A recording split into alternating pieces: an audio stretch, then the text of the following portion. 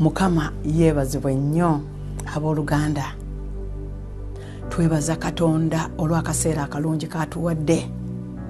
Atuwadde ekigambo kye olwaleero era nga twagala tumanye Mukama atwagaza ki era atugamba ki.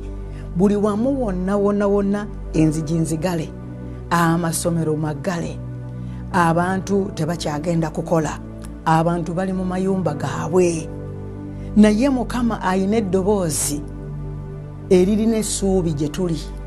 Era nga bino byonna ebiriwo ebigenda mu maaso, saagala weekyawe muganda wange, saagala oggwemu maanyi. Waliwo eddoboozi ery'essuubi. Ono Katonda ye Katonda kitaffe, Katonda waffe alinga muzadde era muzadde yennyini, naye kaakati azze bw'ati, azze eri buli kinnoomu ku ffe, buli kinnoomu bw'ati. N'agamba nti nkwagala nga ggwe bwe nakuyita. Kakati olulayini lwaffe luli mu eby'omu mirembe ekyokubiri, essuula 7 olunyiriri olwo olw'14. Agamba nti kale abantu bange abatuumiddwa erinnya lyange bwe muneetoowaza ne musaba ne munoonya amaaso gange ne mukyuka okuva mu ebyo bye mutambuliramu, nange naayima mu ggulu ne nsonyiwa ebyonoono byammwe era ne mponya ensi yammwe. Lino ly'eddoboozi eriva eri Mukama. Omuzadde yenna bw'alaba omwana we ng'omwana atandise okutambula okukola amalala, omwana atandise okusunsula enviiri za kisunsu bw'ati, empala azifunyako, omuwala atandise okwambala mini, awakati kyayagala kukola mirimu, bwe buzibamu bwe buti omuwala nga tomulabawo, abalenzi tobalabako, maama agenda okuyita omuwala bannaye nakatudde nakalembe tamulabako. Omuzadde n'azuula n'agamba omwana wange ono alabika atandise okuvumbula empisa, bwe siimukwatire wano kutandika mulaga kkubo ttuufu ayinza okunyonoonekako. Naye ndaba nga Katonda atwagala, agambye nti ffe tuli balonde be, tuli kika kitukuvu, ggwanga ddonde, nti kale bwe muneetoowaza ne musaba. Kakati olaba Katonda kyatukoze, buli omu alika. Owooluganda akaseera koolina kano yatujje ne mu kyaki eno. Ye Katonda w'amaanyi, byonna asobola obbisirisa n'abiteeka ku stop, n'agamba musooke munoonye amaaso gange. Byonna mbawadde amakanisa gajjudde abantu, naye kiki kye muliko, mukola ki? Ebintu bya Katonda ayagala tuddeyo ku kwagala okwasooka. Atuyita nti mujje mwetoowaze munoonye amaaso gange mwenenye.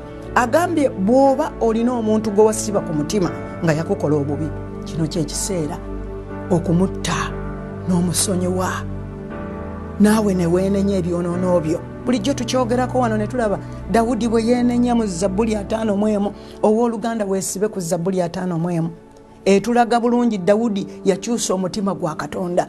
Olina by'obadde otambuliramu, tewaliiwo akumanyi kusinga ggwe bwe weemanyi owooluganda. Owooluganda weemanyi okusinga abalala abakulaba.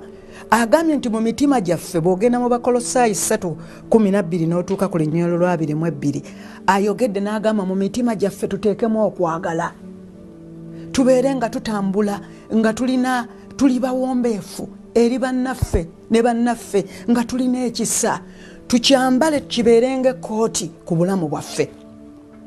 Oba oliawo Katonda waffe atulabye nga okwagala kutuweddemu, ng'obukyayi bungi bannaaye.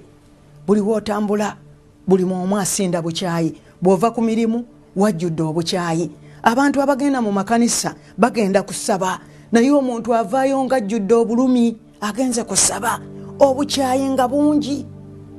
Omuntu n'alaba nga atayagala, songa edda abantu bagendanga mu makanisa, n'atuuka mu kanisa n'ayimba tukutendereza Yesu omwana gw'endiga, n'awulira ng'alabira ddala Katonda atudde mu ffe kwagala. Mukama agamba mukomeewo mu abantu bange abatuumiddwa erinnya lyange, bwe muneetoowaza ne musaba ne munoonya amaaso gange ne mujjawo entambula zammwe embi ne mukyuka, nange naayima mu ggulu ne mbasonyiwa ne mponya ensi yammwe.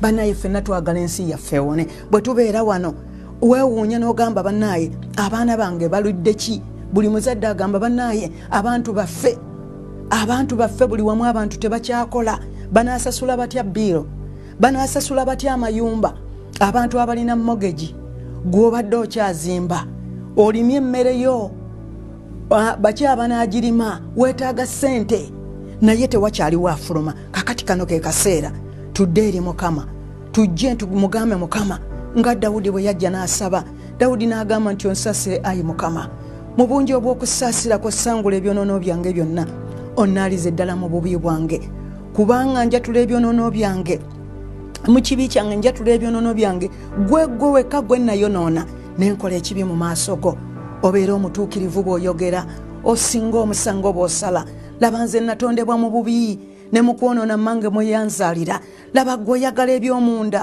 era mu mwoyo ogutalabika onommanyisa amagezi ontukuze ne Zoobu nange naaba mulungi onnaaze nange naaba mutukuvu okusinga omuzira ompulize essanyu n'okwesiima amagumba ge wamenya gasanyuke okise amaaso ebibi byange mu maaso go mukama owonye emmeeme yange onkomezewo essanyu n'okwesiima mukama gw'oba onsonyiwa gwe wekka gwe nayonoona gw'omanya ekibi ekiri mu nda yange bwe twenenya bwe tutyo ne tufuka emitima gyaffe owooluganda Katonda agenda kuyima mu ggulu atusonyiwe atusaasire bw'obeerayo omuntu gw'otannasonyiwa owooluganda its time ayinza okuba nga muzibu nga tatuukikako naye beera mu kwegayirira omuntu omusabire kyekiseera okusabiragana sonyiwa abantu abakukola obubi bw'osonyiwa obeera weesumuludde bw'osonyiwa oba osumuludde emikisa gyo bannaaye waliwo obulamu bwe tutambulira mu bulamu nti n'abo be tulaba nti no bagenze oba bavudde mu nsi bwe baba nga baali batambula ne Katonda waliwo ensi empya gye tukolerera nga tuli wano ku nsi tetukolerera bukolezi oba tugenda mu kyaki kusaba kufuna bugagga it's high time bannaaye okusaba okutambulira ku butukuvu bwa Katonda tuve okuteekako masiki nga naye emitima gyaffe gijjudde obusagwa obulimba okulwanyisaganya abalala n'olaba munno oba muganda wo ng'aguze ettaka azimbye ennyumba n'oyagala omukola obulabe wano abamu olabira ddala ng'abantu baafuna dda zi PhD omuntu bw'akulaakulanamu bw'ati nga beetegeka okulabika nga bamupuulinga down pull him down PhD ezo zonna zi PhD Katonda zagamba nti if you turn away from your wickedness pull her down omuntu olumulaba ng'asanyuka mu bw'ati alabika bulungi nga bagamba tumutandikeko kati bannaye tulina okwegendereza kubanga abantu abamu bawaayiddwa nga tebakoze na misango egyo gy'owulira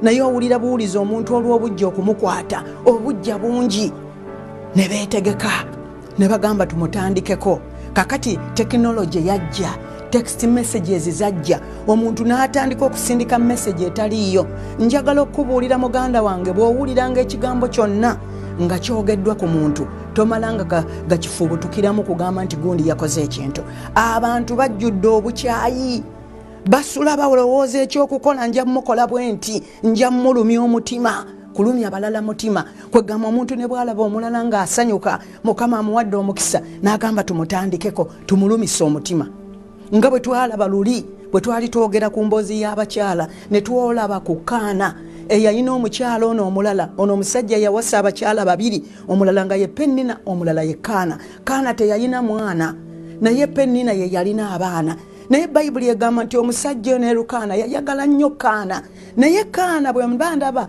ekifaananyi kya Kaana yali mukyala atya Katonda bannaye ekiseera kya kutya Katonda teyafa ku kyeyeetaaga ng'omwana teyafa ku mwami we teyafaayo omukyalo ono yadde yamukubisanga ebigambo teyazzaayo kigambo kyonna wabula Kaana kye yakola yeesiga Katonda n'abeera ng'anoonya Katonda bwe yagenda nga mu kkanisa n'afuka omutima gwe era omusuuma n'abeera nga yabuzibwabuzibwanga lumu n'amugamba naye gwe olirekeraawo ddi okujjanga wano ng'otamidde omukyala Kaana n'amugamba nti musumba sitamidde naye nfuka byonna ebiri ku mutima gwange obulumi obuli ku mutima gwange ng'omukyala yali ayagala mwana n'atunuulira Katonda kyatwagaza oyinza okubeera eyo nga waliwo embeera gy'oyitamu ng'olina abakuliko bakukyaye bakuwalana bakuwaayiriza ebyo byonna bisobola okubeerawo naye kasita ovumbula Katonda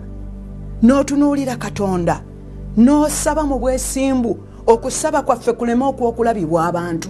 Enjiri eno gye tubuulira ereme kubeera nga twagala kufuna bufunyi ffeemu, twagala abantu batusiime, twagala abantu batuwaane, naye waliwo ekigambo ekyagambye when we love God we will be known. What I need is to love God, mbeere nga mmanyibwa kubanga nkola emirimu gya Katonda.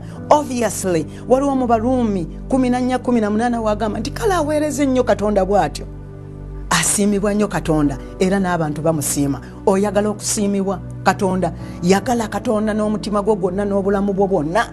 Embeera nnyingi ze tuyitamu tosobola kugaana bawalanyi, tosobola kugaana baki boogezi, naye Katonda wo yekka yayinza okukwata ku mwogezi ku mwoyo akukijjanya kino kireme kukujja ku mulama gwa Katonda. Agamba nti sindikiriza byonna byonna eri Mukama naye anaakituukiriza, nti ate teweeraliikirira kintu kyonna mu Bafiripi 4:6 nti naye mu kusaba n'okwegayirira nga weebaza Katonda nti ensonga zo zitegeeze Katonda. Agamba nti ffe tunaabanga wala n'okutya nti tewaabenga kyakulwanyisa kye baweesa okutukola obubi ekinaalaba omukisa, naye ebiseera ebisinga tukankanira bantu. Kakati bw'ogenda mu kkanisa n'obeera ng'ate otandise kusinza musumba, awo nno nawo waliwo ensobi.